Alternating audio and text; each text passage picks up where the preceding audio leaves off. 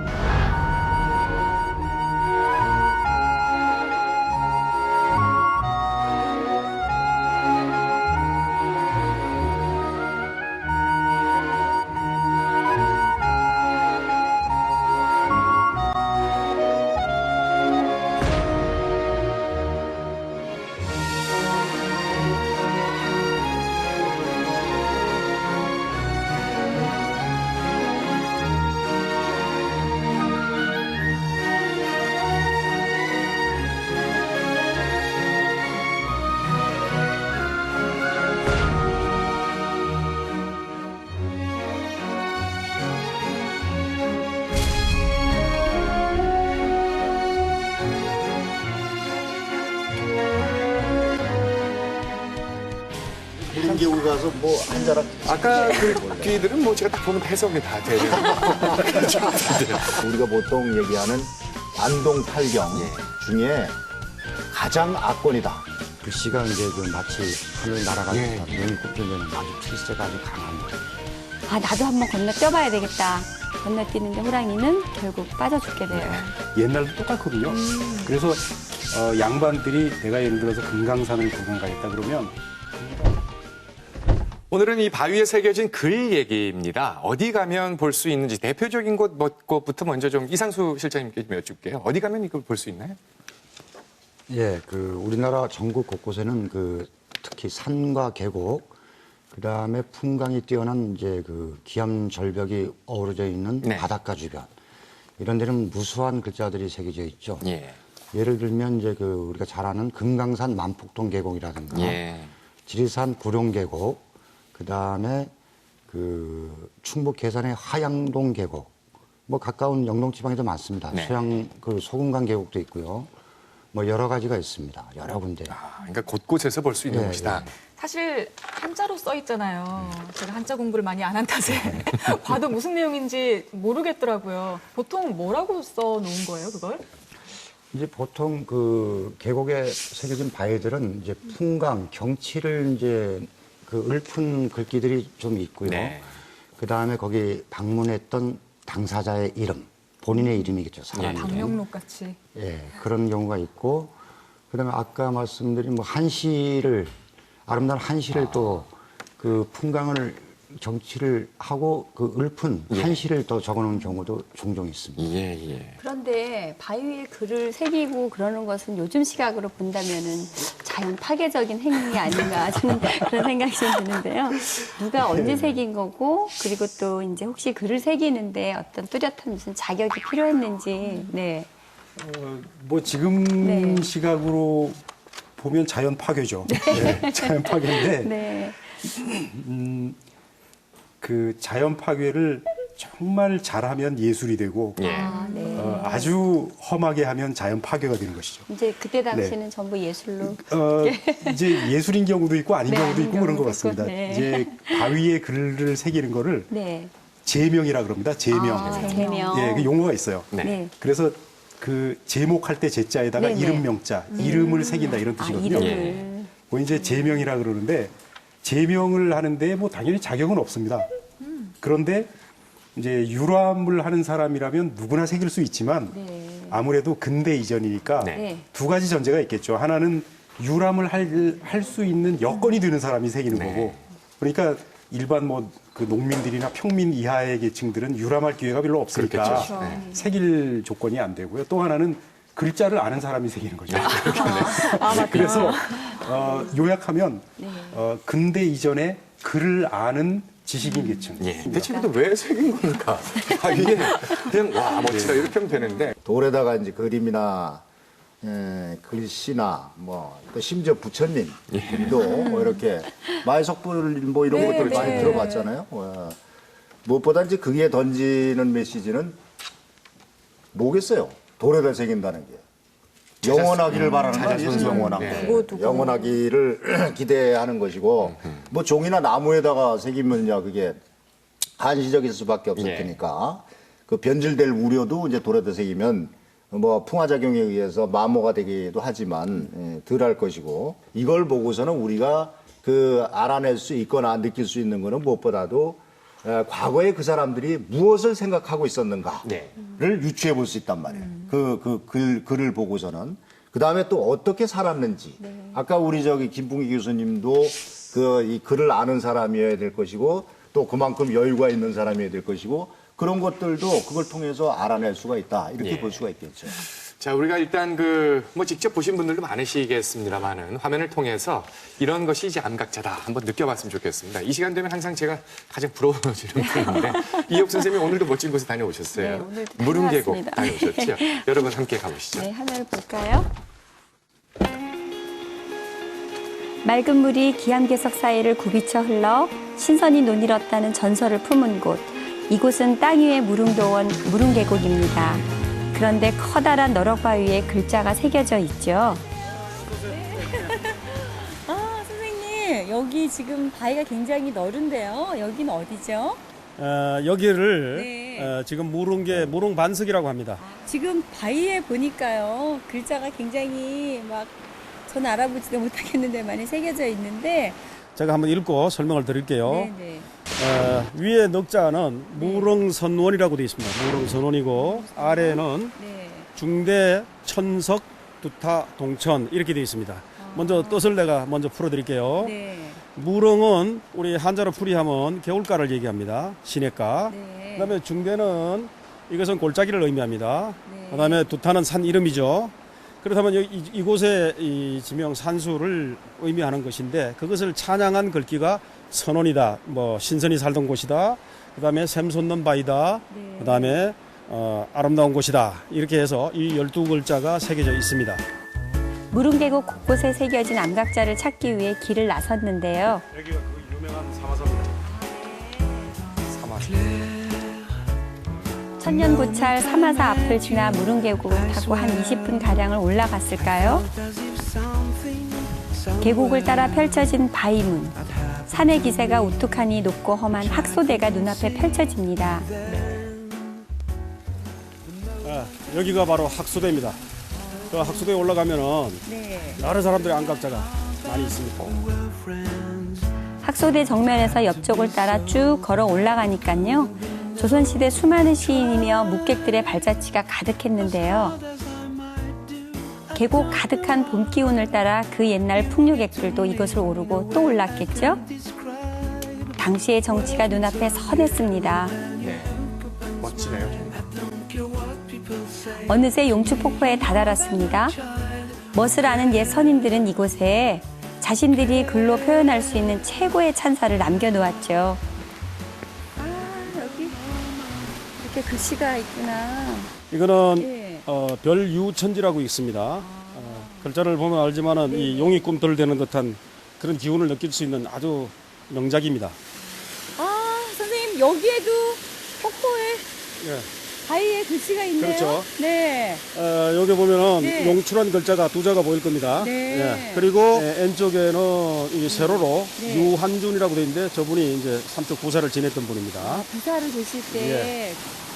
선생님 여기는 지금 보니까 다른 데와 달리 굉장히 글자가 희미하거든요. 네. 여기는 어떤 글자가 새겨져 있는 건가요? 오늘 굉장히 귀한 분 이름을 발견하게 됩니다. 네. 이분이 여기 보면 정선입니다. 아, 화가 네, 겸재정선 아시죠? 네, 네. 그리고 이분이 이 금강산 도첩 기행을 하고 삼척에 왔을 때 네, 네. 여기를 방문해서 이름을 새겼는데 그 네. 옆에 있는 이병년이라는 분이 삼척 부사였습니다. 두 분은 아주 친한 사이였고 이병년 이름은 시로 유명하고 네. 정선의 이름은 그림으로 유명합니다. 그래서 와서 이렇게 이름을 새겼습니다.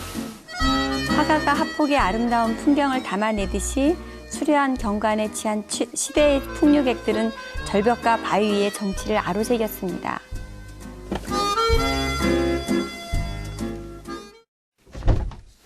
네, 이 무릉계곡과 참 잘 어울리십니다, 이혁 선생님. 감사합니다. 아니 근데 저도 이 무릉계곡을 여러 차례 가봤는데 네. 지금 보니까 저렇게 많이 그 새겨져 있었나 싶을 정도로 정말 많네요. 근데 아까 그 무릉 선원, 중대천석, 두타 동천, 특히 그 초서체죠.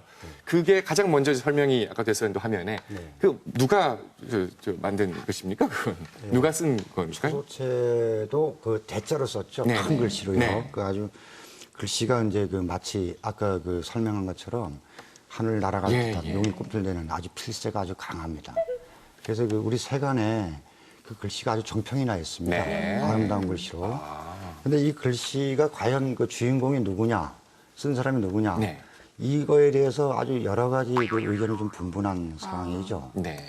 그래서 대체로 이제 두 가지 설이 있습니다.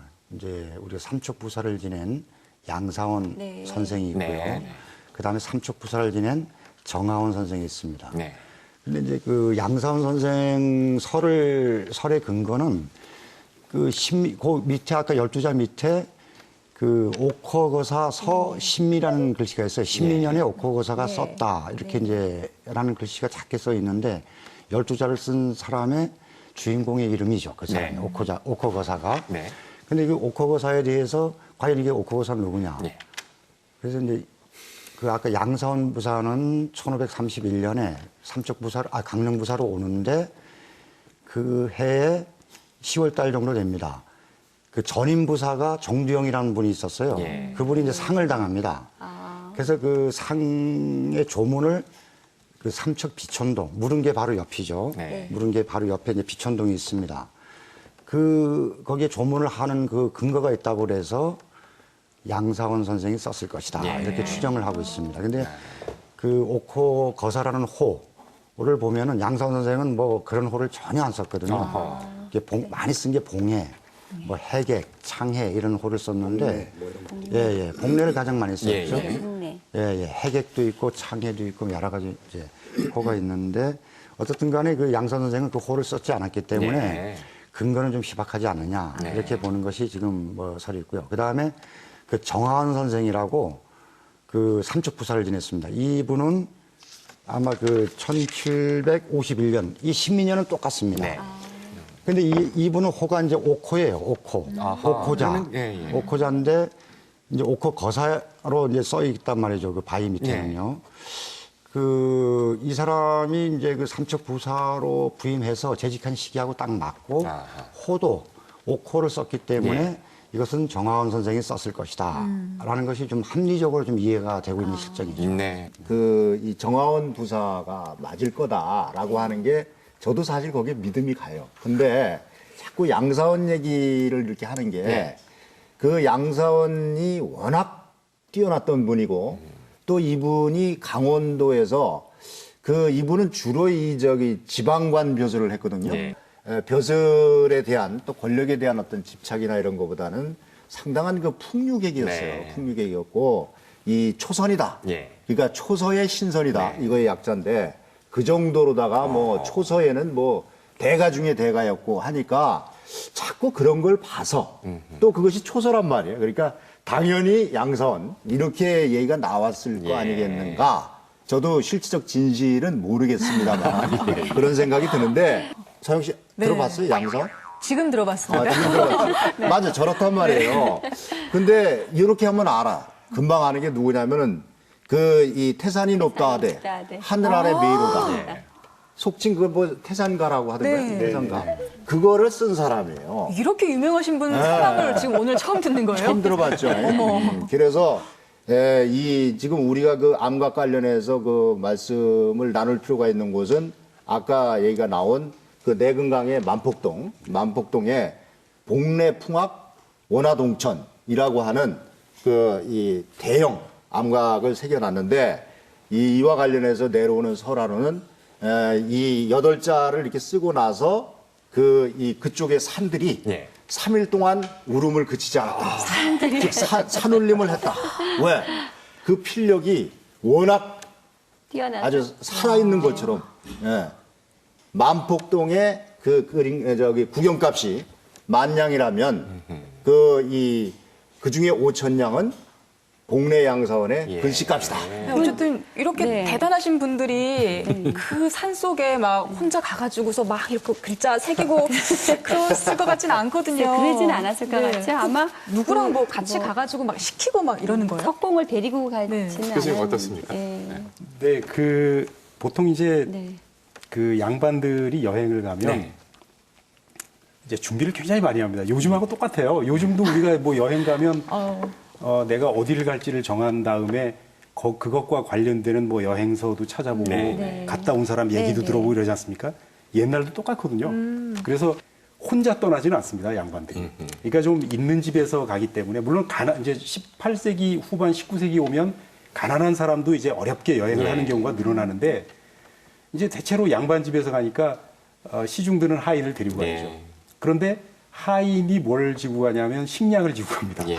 그래서 이제 하인한테 식량을 지게 해도 한 2, 3일치밖에 못 져요. 네. 양이 많으니까. 그래서 그렇게 며칠치만 갖고 가고 사이사이에 이제 지인들이나 네. 이런 사람들 도움으로 가는 거죠. 그 다음에 거기에 이제 남자 하인이 이제 따라갈 테니까 돌을 쪼는 정이나 이런 걸 이제 가지고 가게 하는 거죠. 그렇게 해서 이제 하인을 시켜서 보통 팝니다. 예. 그래서 기록에 보면은 이제 바위에다가 새길 때는 바위를 일단 깨끗이 이끼나 뭐 이렇게 먼지 같은 걸 쫙 닦아서 말린 다음에 그 위에다가 먹으로 쓰거든요. 네. 쓰면 이제 그 하인 보고 그대로 열심히 이게. 파라고 자기는 구경 가는 거죠.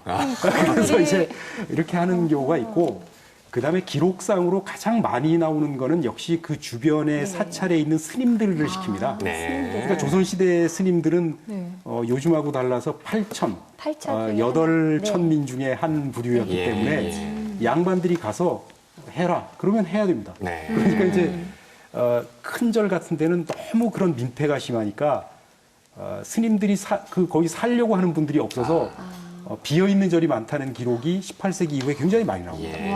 그런데 어쨌든 그 절에 보면은 그 각승이라 그래서 네, 네. 바위에 그 제명을 새기는 그 스님이 따로 있었어요. 그래서 누가 온다 그러면 준비하고 있다가 가서 새겨주는 거죠. 그 시대에는 그 바위에 글을 새기고 하는 것이 하나의 그 사대부들의 문화로 이제 자리 잡았다고 볼 수 있겠네요. 그렇죠. 뭐 문화 뭐 특별한 경우만 하는 게 아니라. 사실은 이제 아까 그 실장님도 말씀하셨지만 예. 이게 뭐 조선 시대에만 있었던 건 아니고 네네. 우리가 뭐 생각해 보면은 그렇죠, 그렇죠. 고대에도. 반구대 맞습니다. 생각해 보십시오. 맞아요. 그러면 그것도 암각화거든요. 네. 다만 예. 문자가 없었으니까 그림을 새겼을 뿐이지 이제 그런 식으로 생각하면 그 바위에 나와 있는 그 내용을 보고 네. 그 시대를 읽고 아. 그 시대의 문화를 읽을 수 있고 또 예컨대 아까 그 뭐 유한준이라는 분 그 무릉반석에 나와 있습니다만은 뭐 유한준이라는 분이 삼척부사도 지냈습니다만은 사실은 그분이 18세기의 조선을 대표하는 문장가입니다. 네. 아주 대표적인 문장가였기 때문에 글씨도 잘 썼고요. 그래서 그런 것들을 보면서 우리가 그냥 이렇게 지나가면서 모르는 이름이면 그냥 휙 지나가지만 아는 이름이라고 아까 겸재정선이라든지 네. 뭐 이병현 그 옆에 아주 친한 분이라고 나왔습니다만 사천 이병현은 뭐 당대 최고의 시인이었거든요. 그리고 겸재정선 같은 경우도 본인은 화가로 불리기를 굉장히 싫어했지만 어쨌든 우리로서는 굉장히 뛰어난 화가와 아주 뛰어난 시인이 함께 여행하면서 한 사람은 그림을 그리고 한 사람은 시를 쓰고 네. 이랬던 것들을 우리가 그냥 스쳐 지나갈 수도 있는 거를 그 글자를 보면서 이야기하고 예. 그리고 이 지역이 정말 그렇게 옛날에도 사랑받았던 데구나 그런 걸 생각하면 내가 마치 그 사람들과 함께 여행하는 듯한 그러네요, 그런 느낌을 받지 않습니까? 그 글자를 새기는 게 그냥 쓱 쓰는 거하고는 차원이 다른 시간이 필요할 거 아니에요. 글쎄요, 일단은 뭐 안각서 그 개념으로 이렇게 예. 우리가 이야기를 한다 그러면은 저도 뭐 이제 당사자는 아니니까 그 당시에 일단 추측을 해야죠. 네. 상황을 추측을 해야 되는데 일단은 이제 사대부나 양반이 그 글을 써주면은 아까는 이제 바로 아까 교수님은 이제 그렇게 바로 면에다가 쉽게 접근할 수 있는 데는 면에다가 바로 붓글씨를 써주면 바로 네네. 석공이 새기면 되는데 대부분은 이제 한지에다 써주죠. 예. 한지에다 써가지고 이제 벽에다 붙여놓고 석공이 가서 네. 이제 새기는 작업을 하는데 시간이 그거는 이제 상황에 따라 틀리겠죠. 예를 들어서 이제 글자의 크기, 예. 그다음에 깊이, 글자의 수, 그다음에 그 글자를 새기는 장소의 입지 여건, 네. 그다음에 이제 석공이 뭐 준비가 돼 있느냐 안 돼 있느냐 이런 상황에 따라서 뭐 한나절이 걸릴 수 있고요. 예. 또 수일이 걸릴 수 있고 여러 가지 상황이 발생합니다. 사실 우리도 글자 갖다 놓고 붙여놓고 정으로 때리면 생길 수는 있어요. 그러나 그 붓이 어떻게 돌아갔는지 또 어디에 힘을 주고 어디에 힘을 안 줬는지를 암각을 보고 볼 수 있도록 새겨야 되거든요. 예, 예. 그러니까 어디는 깊고 정말 어디는 어려워요. 얇게, 어디는 유려하고 어디는 날카롭게 예, 예. 이런 걸 판단해서 새겨야 되기 때문에 이제 석공 얘기인데 결국 네. 석공 전문적으로 새기는 사람 얘기인데 그 아까 뭐 말씀하신 대로 하인이 이제 석공이 돼서 대신 가는 경우도 있고 아마도 추정컨대 전문 석공도 있었을 것 같아. 무슨 얘기냐면은 그 무릉계곡 같은 경우에 가보면은 예. 그렇게 글씨가 많고 이런 거 보면 물론 거기가 경성지가 되다 보니까 많은 사람들이 그 유람도 오고 이랬겠지만 그 많은 글씨를 전문 석공들이 거기 혹시 있지 않았을까? 무슨 얘기냐? 마치 유명 관광지에 사진 찍어주시는 분이 사진사가 계신 있듯이 것처럼 네, 그래서 아예 거기에 네. 그 얘기를 해주면 그거를 파주는 사람들이 있었을 것이라고 이번에 하는 이 공간에 한번 새겨보시죠. 네. 그런 다음에 딱 새겨드리고. 이 아마도 큰 절에는 사마사도 그 크지 않습니까? 네. 유서도 깊고 그런 절에는 그 이 석승 말씀하신 그런 전문적인 왜 거기 불사를 일으키지 않습니까? 불사를 일으키려면 얼마나 그 돌을 많이 새기고 그 하겠어요. 글씨를 많이 새기고 그러다 보니까 그런 석승이 있었을 것이고 그 사람이 뭐 좀 이름 있고 뭐 부사라든지 이런 사람들 정도면은 와서 대신 새겨줬을 수도 있을 것이다 그런 생각이 드는데 이게 그 제가 알기로 이 금강산에 예. 저도 가보진 않았어요. 저 구룡폭포라고 가보진 않았습니다만은 그 기록에 보면은 그 구룡폭포 인근에 그 우리나라에서 아마 그게 제일 크다 그러는 건데 미륵불이라고 네. 미륵불이라고 새겨져 있대요. 저는 가봤습니다. 가보셨어요? 야, 그러면 말씀이 되네. 우리나라에서 제일 큽니까 그게? 제일 큽니다. 아 그게 미륵불 같은 이 대형 그 각자 같은 경우는 그 해강 누구 김규진 예, 그분이 글씨를 쓰고 그 다음에 그 이 유점사 거기 본산 사찰이었죠 옛날에 지금도 뭐 있는지 뭐 어떻게 되는지 잘 모르겠는데 거기에 유점사의 승려가 그 김규진이라고 하는 분이 글씨를 써준 거를 가지고 그걸 새기는데 거기에 그 올라가가지고 뭐 그 밧줄을 타고 올라가서 그렇습니다. 무려 그걸 새기는데 예. 3년이 걸렸다. 3년. 얼마나 커요, 그게? 그러니까 그거는 우리 가보신 김규진이 알겠죠. 획 하나에 사람이 들어갑니다. 그런 경우도 있었단 얘기지. 그거는 그러니까 그 각성도 이만저만 아주 그렇죠. 뛰어난 각성이 아니었고. 종합 예술인이었어요. 말 가능하네요. 구룡폭에 새긴 그 미륵불 같은 경우는 뭐 워낙 이름이 있어서 구룡폭포 사진에는 늘 등장하는 바로 옆에 새겼거든요. 그래서 그 관폭정이라고 그 폭포를 볼 수 있도록 정자가 있는데 정자에서 이렇게 내려다보면 아까 말씀하신 대로 그 만폭동 구경이 만냥이면 뭐 5천 냥은 양사은 글씨 값이다 이러는데 동네. 제가 보기에 구룡폭이 만냥이면 한 5천 냥은 구룡폭 글씨값이라고 해도 과언이 아닐 정도로 굉장히 아주 장엄하고 그 폭포도 우리나라 3대 폭포 중에 하나인데 장엄하면서도 글씨도 그에 걸맞게 그러니까 만약에 글씨가 거기에 걸맞지 않았더라면 아마 낙서했을 겁니다. 네. 사실 무릉반석이나 용축폭포만 이런 바위에 글자가 새겨진 이런 풍광이 있는 게 아니고 호암소도 있거든요. 이 호암소, 아까 우리 무릉계는 이혜옥 선생님 다녀오셨는데 호암소도 이혜옥 선생님 다녀오셨어요. 또 다녀왔습니다. 함께 가보시죠. 무릉계곡은 호암소에서부터 용추폭포에 이르기까지 4km 구간을 말하는데요. 무릉계곡이 시작되는 곳이 바로 이곳 호암소입니다. 저기도 무슨 글자가 새겨져 있는 것 같은데요. 전 무슨 글자죠? 네. 지금 우리가 와 있는 여기를 호암소라 네. 그럽니다. 아. 그리고 저기 새겨져 있는 글자는 호암이라고 하는데 네. 호암은 범호자에 바위암자입니다. 아, 그러니까 이제 범바위가 되겠죠. 아, 네. 그런데 이제 저걸 네. 부사였던 김효원 선생이 썼다. 또는 미수 허목 선생이 부사로 있을 때 썼다 하는데 제가 볼 때는 견해를 좀 달리하는 게 오른쪽에 자세히 보면은 찰방 정음서가 썼다고 그 글자가 새겨져 있습니다. 아, 그래요? 고승과 그의 제자가 어느 날 이곳을 지나다가 호랑이와 맞닥뜨렸는데요.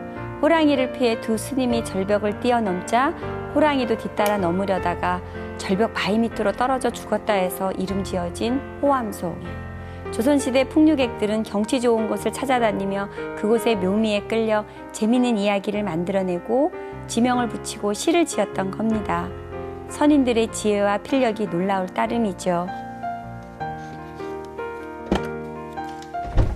오늘 지금 호암소에 다녀오신 이옥 선생님을 오늘 최초로 부럽다는 말씀을 홍 작가님께서 해주셨습니다. 정말 무릉개하고 다 아름다운 곳이네요. 예. 너무 아름다웠어요. 그 지금 잠깐 우리가 얘기가 나왔는데 일단 좀 의아합니다. 스님은 뛰어넘었는데 호랑이는 못 뛰어넘었다. 호랑이의 점프력을 제가 이미 동물원에서 본 적이 있는데 대단한 스님이십니다. 이 전설 얘기를 좀 자세히 해주세요. 어떤 일이 있었냐면요. 사마사에 법력이 아주 높은 무불 스님이 계셨는데 네. 그 스님의 문화에 이제 아주 나름 그 공부도 잘하고 신심이 두터운 그 상자 스님이 들어오게 됩니다. 예, 근데 이 상자 스님이 그 절에 기도를 드리러 온 은교라는 처자에 반하게 되죠. 네. 그만 마음을 빼앗기죠. 그래서 마음을 빼앗기면 걸리는 병이 바로 뭐죠? 상사병. 네, 상사병에 네. 걸리게 돼요. 그래서 그 상사병에 걸려서 이렇게 눕게 되는데, 네. 무불 스님이 왜 제가 저럴까, 이제 그 연유를 몰랐다가 이제 알게 됩니다. 예. 그래서 병을 낫게 해줘야 되겠다는 마음에 그 은교 처자가 사는 삼척 시내로 탁발을 간다. 네, 그래서 탁발을 간다고 이야기를 하니까 이 상자 스님이 앞장서서 이제 막 나서게 되겠죠. 예. 그래서 그 은교 처자네 집에 들러서 좀 이렇게 옆에서 바라보게끔 해요. 네. 근데 마음을 정진하라는 그런 이제 마지막 어떤 그런 의미에서 데리고 가지만 젊은 상자 스님이다 보니까 마음을 내려놓지 못해요. 그래서 예. 다시 어쨌든 사마사로 돌아와야 되는데 이 지금 우리가 얘기하는 그 호암소까지 이르게 돼요. 그런데 이때 갑자기 누가 나타났냐면 몸집이 산만한 호랑이가 나타나죠. 예. 두 사람 다 당황했겠죠. 근데 얼른 그 도력을 이용해서 그 큰 스님인 무불 스님은 이 소를 건너 뛰어넘는데 네. 상자 스님은 바라보고만 있어요. 그래서 무불 스님이 그 건넌 그 자리에서 막 호통을 치죠. 마음을 내려놓지 못하고 뛰어넘지를 못한다고. 예. 그러니까 네가 지금 가지고 있는 어떤 번뇌와 욕심을 내려놔라. 막 이렇게 소리를 지릅니다. 그래서 상자 스님은 탁 마음을 먹고 건너뛰죠. 예, 호랑이는 자꾸 어흥 옆에서 그리고 예. 그러니까 이제 건너뛰는데 호랑이도 나도 한번 건너뛰어봐야 되겠다. 건너뛰는데 호랑이는 결국 빠져 죽게 돼요. 그래서 상사병도 낫게 되고 네. 결국 그 상자 스님이 가지고 있는 어떤 그 마음의 번뇌와 욕심은 그 우리가 이제 그 동물이나 그런 어떤 인간이나 다 같이 갖고 있는 게 아닌가. 예. 그래서 호랑이가 빠져 죽었다 그래서 거기 이름이 그곳 이름이 호암소가 호암소다. 됐군요. 이런 그 이야기가 전해져 내려온다고 하네요. 근데 아까 VCR 보니까 우리 찰방? 네, 찰방. 네. 찰방 맞죠? 이 어떤 직책인지 저는 태어나서 처음 들어봤어요. 근데 높은 직책 같지는 않아요. 네, 뭔가 좀 촐싹맞아 보이기도 하고 한데. 찰방이라는 거는 이제 조선시대 때 관직의 일종입니다. 이게 어떤 관직이냐면은 우리가 조선시대 들어오면 이제 전국 팔도에다가 우리가 교통로 시설 있죠. 예. 그걸 이제 전문용어로 역참제도라 그러거든요. 네. 전국 팔도에 그 역참제도, 오늘날 얘기하면 그 교통시설의 주요 교통시설 담당했던 주요 시설 관리직입니다. 네. 최고 책임자였죠. 이 종육품입니다. 네. 그러니까 중앙직은 아니고 외관직이죠. 그 교통의 모든 것을 담당했던 것뿐만 아니라 그 수령들의 그 타막, 잘못된 네. 나쁜 짓거리를 저지른 것까지 그 감시를 하고 그 다음에 보고를 하는 요즘 말하면 이제 그 감시 기능까지. 네. 감찰. 예, 감찰 기능. 그러니까 비록 품계는 낮지만은 이 지방에서는 엄청난 그 벼슬아치요. 예. 그리고 풍계를 뭐 반드시 낮았다 이렇게 볼 수도 없는 게 종류품이면 지금으로 대충 한 사무관 정도 뭐 거기까지 못 미칠 정도 있겠지만 사무관 정도이기 때문에 만약에 사무관 정도에다가 비견을 한다면 일선 시군의 그 시군층의 과장급 정도 되기 때문에 네. 그렇게 낮은 공무원이라고는 할 수가 없어요. 이 저 이름 자체가 조금 경하게 이렇게 들려서 찰방찰방한다 네. 이러는데 그 일설에 전해오는 바로는 여기 그 신사임당 강릉에 사임당 같은 경우에 그 이원수공하고 혼인을 하지 않습니까? 그때의 이원수공이 강릉 찰방이었다는 얘기가 있어요. 그러니까 그렇게 우습게 볼 직책이 아니죠. 조선시대 사대부들은 주로 어디서 무엇을 하면서 놀았는지 그때 당시에 그 유람 문화를 좀 소개 좀 해주세요. 요즘 젊은이들하고 똑같습니다. 요즘 젊은이들도 두 가지 기능이 있죠. 하나는 즐겁게 놀아보자는 수작이고 네. 또 하나는 그럼에도 불구하고 그걸 통해서 내가 뭔가 좀 더 한 단계 성장하겠다라고 성숙해지는. 하는 두 가지 기능이 있는데 이제 가서 하는 일도 굉장히 많아요. 뭐 그 술도 한 잔 뭐 물론 하겠지만 이제 가서 보통 이제 많이 하는 게 시를 쓰고 그러니까 시를 쓰는 건데 그 가는 곳마다 자기가 뭔가 느낀 바가 있어서 시를 쓰면 그 시를 모아가지고 시집을 엮는 경우가 굉장히 많습니다. 예. 그런 것들은 뭐 굉장히 남아있죠. 그거는 우리 문학사에서 하나의 계열을 이룰 정도로. 네. 이 바위에 글자가 새겨져 있는 곳, 그런 곳들이 많은 곳이 지금 우리가 함께 봤던 무릉계곡뿐만 아니라 삼척 죽서루도 그렇습니다. 죽서루도 역시 이혜옥 선생님이 다녀오셨습니다. 함께 다녀오시죠. 예로부터 간동 8경 중 하나로 꼽히는 죽서루는 삼척의 50천이 내려다 보이는 절벽에 자리한 누각입니다. 죽서루 아래 해맑은 강물을 위압하는 천리 절벽과 바위 곳곳에선 200여 개의 암각자를 발견할 수 있는데요. 이곳의 아름다운 절경에 감탄해 한시를 지어 절벽에 새겨놓는 등 절벽에 남겨진 수많은 시문과 글씨는 학술적인 가치 또한 매우 높습니다. 죽서루는 간동 8경 중 제일 큰 누정이자 가장 오래된 건물이기도 한데요. 안으로 들어가면 선사시대 유적 등 귀중한 자료들이 많이 남아 있습니다. 네. 아, 선생님. 예. 여기가 죽서루인데요. 예, 예, 여기도 암각자가 있나요? 아우 여기 상당히 그 의미 있는 좋은 안각자 네. 시문 같은 것이 확인됩니다. 예. 아. 한번 보시죠. 예. 네. 죽서루 동쪽 옛 연근당 자리 가까이에 있는 바위에 음각 글씨가 새겨져 있습니다. 이게 무슨 글자예요? 예, 이게 바로 저기 이 바위를 나타내는 글자인데요. 암은 바위 암자의 초서입니다. 선사시대에는 이곳에서 기우제를 지내기도 했다고 전해지는데요. 오랜 시간 신성시되어 온 지역입니다.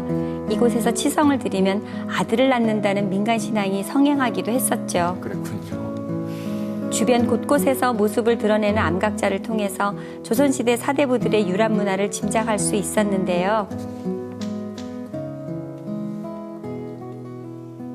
보기와는 다르게 곳곳에 암각자가 다 이렇게 새겨져 있네요. 예, 그렇죠. 이쪽에도 뭐가 있나요? 예. 문자들이 와서 활을 쏘던 활터입니다. 무인이 아니고 그렇죠. 군인들이. 이 군인들은 어디서 했느냐? 저 사대라고 하는 것 자체가 활 쏘는 장소라는 얘기입니다. 연부대. 네. 그거는 이제 이 겸재 정선의 그림에 보면은 깃발이 펄럭이는 부분이 나와요. 그래서 이 사단은 여기가 활터라고 하는 증명하는 안각자입니다. 유림들의 유람지로 널리 애용됐음이 여실히 드러나는 사단. 풍류객들은 경치에 취하고 놀이에 취해 이곳을 오래도록 기억하고 싶었는지 모릅니다. 풍류를 즐겼던 또 다른 흔적을 찾아 이동했는데요. 금석, 가야금을 켰다고 전해지는 곳입니다. 여기 가야금 금자, 네. 돌석자, 금석입니다. 예, 금석이라는 글자는 어느 특정인이 호가 될 수도 있겠지만은 이 가야금 금자 돌석자로 봐서는 이 터가 바로 이 자리가 가야금을 타던 장소, 예, 풍류를 즐겼던 장소라고도 할 수 있습니다.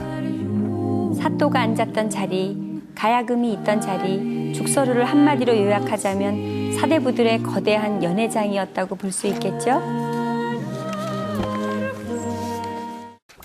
죽서루에도 이렇게 바위에 새겨진 글씨들이 많았다는 걸 오늘 새삼 또 느끼게 됐는데요. 죽서루에 대해서 먼저 우리 시청자 여러분께 설명을 간단히 좀 해주실까요? 홍 작가님? 예, 죽서루는 뭐 워낙 유명해서 네. 뭐 굳이 제가 뭐 첨언을 할 필요가 없을 것 같고 또 조금 전에 이 VCR에서도 아주 뭐 상세하게 이렇게 소개가 잘 네. 됐습니다. 근데 저터로 규명을 한번 하라고 그러면 이 삼척 지역에 소위 이제 그 우리가 인문학을 뭐 문사철 대표적으로 이렇게 얘기를 하는데 그 문학과 역사와 그 철학의 총 어떤 집합소다. 네. 이렇게 그 규정을 하고 싶은데 그 이 삼척 도호부의 당시에 그 객사의 그 부속 건물이죠. 예, 부속 건물이고 그 이 접대라든지 또는 그 휴식 장소로 이렇게 쓰인 정자인데 뭐니 해도 이게 우리가 보통 얘기하는 관동 팔경 예. 중에 가장 압권이다. 이렇게 얘기할 수 있고 또 시기적으로도 그 가장 오래됐고 그 다음에 이 동해안 누정이 이제 꽃이라고 이렇게 얘기할 수 있는데 또 가장 오래되고 크기도 하고 또 지금도 현재 옛날 모습을 비교적 많이 간직한 다른 데는 다 이렇게 개축한 데가 많잖아요. 그런 모습을 유지하고 있고 또 다른 그 관동팔경의 다른 명소들이 다 이 바닷가에 위치하고 있는데 이게 유일하게 50천이라고 하는 내가 옆에 이렇게 있다는 것. 그리고 또 하나는 이게 이제 유일하게 보물로 213호 보물로 이렇게 지정이 돼 있고 제 개인적으로는 이 죽서루에 여기는 아까 그런 게 비춰지지 않은 것 같은데 이 전통적인 어떤 건축 기법을 썼어요. 그게 이제 그랭이법이라고 하는 건데 그랭이법. 그 죽서루에 보시면 밑에 그 기단에 밑돌이 있지 않습니까? 밑돌. 그게 전부 자연 암석이거든요. 다른 데 같으면은 대리석으로 해가지고 판판하게 해서 이 위에 기둥하고 이렇게 맞물리게 하는데 이거는 밑에 보면 그냥 다 크기가 당연히 다르죠. 자연석이니까. 그걸 가지고서는 그대로 기둥을 판식으로 다 이렇게 해서 맞물려 놨어요. 그거를 그랭이법이라고 전통 이 건축 양식으로 그렇게 얘기를 하는데 그런 것처럼 이 자연과 그 인공의 어떤 조화를 이룬 어떤 그 예술품으로서는 아주 압권이다 이렇게 생각하고 싶고 아직 동해안에서는 이 경승지로서는 최고의 경승지다. 저 개인적으로는 그렇게 생각을 합니다. 네. 사실 그 활을 쏘는 자리였다는 그 사단이라고도 있었고 또 가야금을 켜던 자리였다 금석이라는 것도 있었는데요. 그럼 아까 우리 김 교수께서 얘기해 주셨던 그 무릉계에서 즐겼던 또 그 사대부들의 풍요한 또 다른 문화들, 즉 이렇게 한 잔 탁 차려놓고 가야금도 켜고 저기 가서 활도 좀 쏘고 뭐 이랬던 문화들도 있었다는 얘기일까요? 그렇죠. 기본적으로 죽서루는 공적 공간입니다. 그러니까 공적 공간에서 할 수 있는 게 이제 정해져 있죠. 예를 들면 귀한 손님이 왔을 때는 잔치를 해야 되니까 그런 연회의 장소로 쓰이기도 했고요. 또 그 지역의 관리나 이런 사람들이 그러니까 쉬는 장소, 휴식의 공간이기도 했고요. 그러면 이제 아무래도 뭐 술도 한 잔 있어야 되고 기생들의 음악도 있어야 되고.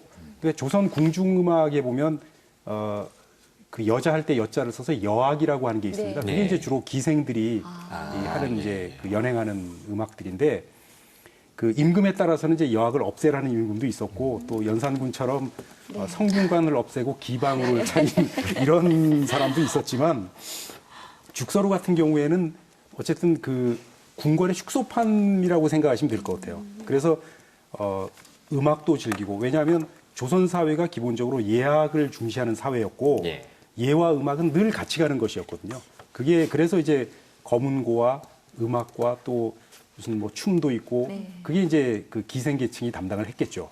그 다음에 이제 활을 쏘는 것은 유생들을 위한 것이죠. 왜냐하면 향음주례라고 해서 그 지방의 유생들이 모여가지고 정기적으로 이제 모임을 갖습니다. 모임을 갖는데 그 자리에서 이제 활을 쏩니다. 왜냐하면 이 활을 쏘는 게 뭐 요즘처럼 이렇게 그 뭐 몇 점 맞냐 이렇게 따지는 건 아니고 논어에 보면 이제 사불주피라는 구절이 사불주피라고 하는 구절이 있는데 활을 쏘는 것은 관역을 맞추고 그걸 뚫으려고 하는 게 아니고 활을 쏘았는데 만약에 관역에 안 맞으면 그게 누구 책임이겠습니까? 그게 자기 책임이잖아요. 내 자세가 잘못됐든지 겨냥이 네. 말하자면 활쏘기라고 하는 걸 통해서 자기 자신을 반성하고 돌아보는 것이죠. 예. 그게 이제 향음주례 속에 포함된 향사례. 예. 사자가 바로 네네. 이제 그 활쏘를 사자입니다. 죽서로 남쪽에 지금 사단이 이제 네. 그 바위 평평한 바위에 네. 그 밑에 글씨가 있고요. 그래서 사단이라는 정확한 위치가 이제 확인이 됐는데 과연 관역을 어디다 두고 쐈을까? 네네. 바로 이제 그 죽서로 서쪽의 절벽 건너편에 네. 그 관역을 설치한 상당히 그림이 먼 있습니다. 네. 그럼 얼마나 됩니까, 굉장히 거리가? 멀던데. 거리가 일단은 죽서로 그 폭이 저희들이 지금 옛날하고 좀 틀렸겠죠. 지금하고 물론 환경은요. 그랬겠죠. 그래서 한 500m. 그쵸. 그래서 그 지금 국립민속박물관에 조선 후기의 그 죽서로 민화풍의 그림에 보면은 관역이 있는 그림이 있어요. 건너편에. 그러면 사단에서 죽서로 남쪽에 있는 사단에서 활을 쐈다. 그 먼 거리에 관역을 술을 그게 아마 먹어가면서 이제 쏜 거예요. 위에서 이렇게 내려보고 쏘는 거니까 이제 네. 충분히 갔을 충분히, 것이고 네. 또 하나는 이제 그 그러니까 활을 쏘고 뭐 술을 마시고 하는 그 절차가 술을 많이 마시는 건 아니고 이제 상징적으로 마시는 것이죠. 그렇죠. 예. 이제 그런 걸 하면서 이제 향초 그러니까 요즘으로 치면 그게 그 지역 지식인들의 사교 모임입니다. 사교 모임. 그러니까 그 저는 이제 이런 생각이 듭니다. 지금 뭐 이름도 새겨놓은 게 있고 뭐 지명도 있고 아까처럼 뭐 금석이라든가 사단 같은 글귀도 있고 여러 가지가 있습니다만은 우리가 지금 처음에 아까 표현 중에 낙서 이런 표현이 정말 자연경관을 해친 낙서라고 봐야 될지 아니면 정말 우리의 풍류와 또 어떤 유람문화의 기록으로 봐야 될지 교수님께 좀 그것도 여쭙고 싶어요. 뭐 이거야 뭐 생각하기 나름이죠. 네. 그 낙서라고 보면 낙서고 또 우리의 문화라고 하면 예. 문화인데 이제 이런 생각을 해봅니다. 그게 그 죽서로 바위든 아니면 설악산 바위든 그 바위는 옛날부터 있었죠. 그렇죠. 늘 있었고 그 죽서루의 그 암벽, 죽서루 밑에 암벽도 오랜 세월 동안 거기에 있었을 거 아닙니까? 네. 그런데 그 암벽이 우리 눈에 들어오게 된 것은 거기에 죽서루를 세웠기 때문에 우리 눈에 그 암벽이 들어오는 겁니다. 예. 또 바위는 늘 거기 있었지만 그 바위를 그냥 경치가 참 좋구나 이렇게 넘어가다가 그냥 평범하게 지내다가 그 암벽에 주목하는 것은 누군가가 거기에 뭘 했기 때문에 우리가 주목하는 것이죠. 말하자면 바꿔 말하면 자연이라고 하는 것이 자연 상태 그대로 있는 것도 아름답지만 거기에 인위적인 어떤 뭐가 가미돼 가지고 네. 우리에게 의미를 줄 때 비로소 우리가 그것을 문화라고 이야기할 수 있고 그게 이제 물론 문화라는 게 늘 좋은 건 아니죠. 뭐 낙서가 있으면 별로 권장하지 않고 싶은 문화고 뭐 이렇긴 한데 그러나 이런 것들을 통해서 그 시대를 다시 한번 보고 또 시대를 뛰어넘어서 그 사람들과 벗하면서 거기서 산책을 하면서 그렇게 이야기를 하기도 하고 하는 이제 이런 걸로 생각한다면 네. 우리에게는 정말 소중한 문화 자산이 아니겠는가 그런 생각이 듭니다. 이렇게 오늘 우리 조상님들, 조선 사대부들의 이런 유람 문화 얘기를 많이 들어봤는데 지금 우리에게 주는 메시지가 있을 것 같아요. 오늘날 뭐 현대인들이 피서철 돼가지고 또는 뭐 자기 휴가 받아서 그 차 타고서는 내비게이션 켜놓고 이렇게 관광하는 거하고는 많이 다르겠죠. 예. 당연히 다르고 이 조급하거나 이 서두르지 않고 네. 그 자연과 자신을 갖다가 합일시키는 그런 수련의 한 과정이었다. 조선시대 유럽 문화는 저는 그렇게 개인적으로 생각을 듭니다.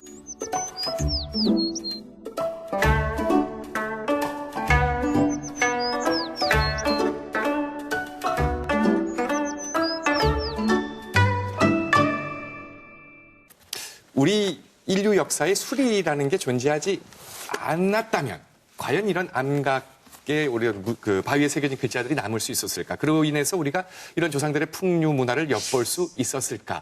또는 그 당시에도 그런 유람 문화나 풍류 문화가 있을 수 있었을까 하는 가정입니다. 어떤 형태로든 나왔을 것 같아요. 다만 암각의 형태 또는 우리가 알고 있는 조선시대 유람의 형태 이런 형태였을지는 모르겠지만 네. 술이 없어도 인간은 늘 재미를 추구하는 동물이기 때문에 예. 그러나 또 재미에다가 꼭 뭔가 의미를 덧붙이잖아요. 네. 그것을 우리가 풍류라고 얘기한다면 풍류는 어떤 형태로든 아주 많이 나왔을 것이다 이렇게 생각합니다. 아, 교수님 아까 그 미륵 얘기하실 때부터 자꾸 미륵의 상이 떠오르셔서.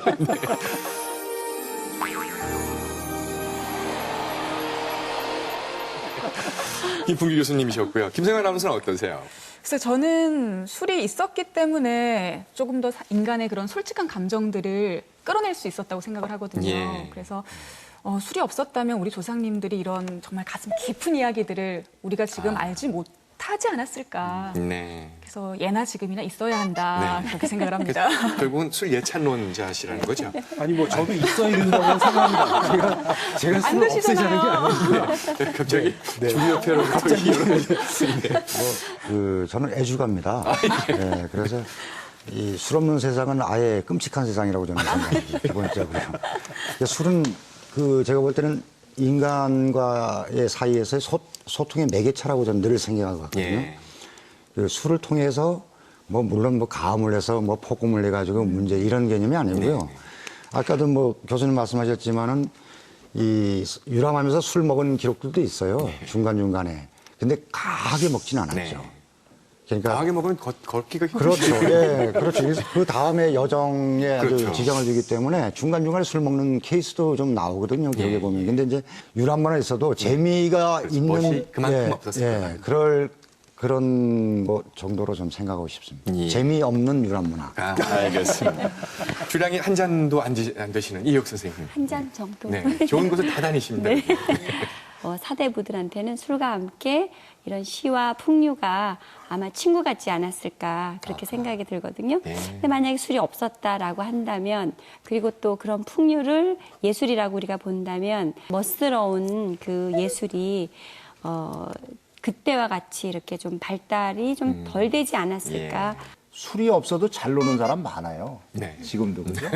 우리 김 교수님은 약주 안 하시죠? 네. 근데 잘 놀지요? 어디 가도 같이 어울리면. 안 빠집니다. 네? 안 빠집니다. 안 빠지죠? 그렇게 더 잘 노시는 분이 있어요. 그러니까 꼭 술이 있어야 잘 논다. 즉, 술의 풍류에 술이 빠지면 되겠는가 하는 것은 고정관념이라 생각하고 네. 그 술이 없었어도 어떤 면에서 다른 쪽으로 더 심오하게 조선시대 풍류 문화가 더 발전되지 않았을까? 예. 저는 그런 이풀을 해봅니다. 알겠습니다. 시간여행 강원. 다음 시간엔 더 재밌는 역사 얘기로 인사드리겠습니다. 고맙습니다.